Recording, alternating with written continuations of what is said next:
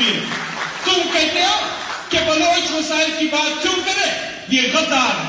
یہ گوادر کی بات نہ کرے, یہ سپے کی بات نہ کرے, یہ سندھ کی بات نہ کرے.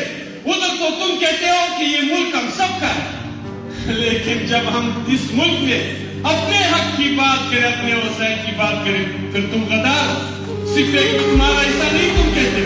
ہم سے کہتے ہیں کہ پانی پہ تمہارا کوئی اختیار نہیں, تمہارے وسائل پہ تمہارا کوئی اختیار نہیں, اور ہمارے وسائل پہ مامورائے آئین قدم پہ قدم ہزاروں نہیں, لاکھوں نہیں, اربوں کے حساب سے ٹیکس وصول کیا جاتا ہے. کس چیز کے نام پر؟ کون سے تحفظ ہمیں ملا ہے؟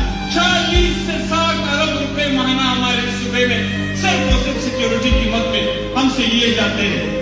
40 سے 60 ارب روپے.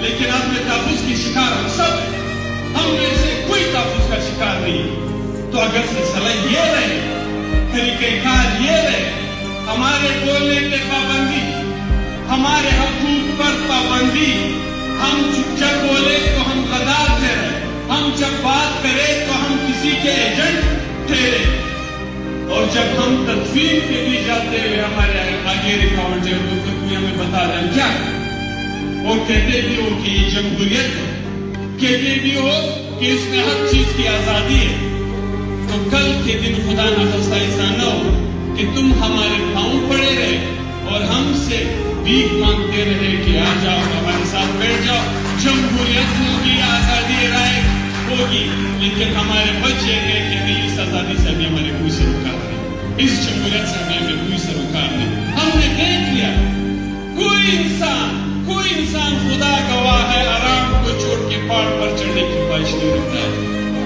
ظلم جب حد سے گزر جائے, وہ ہمارے یہاں جو کہتے ہیں کہ پانی جب سر سے اوپر جائے پھر ہم نے تو ڈوب ہی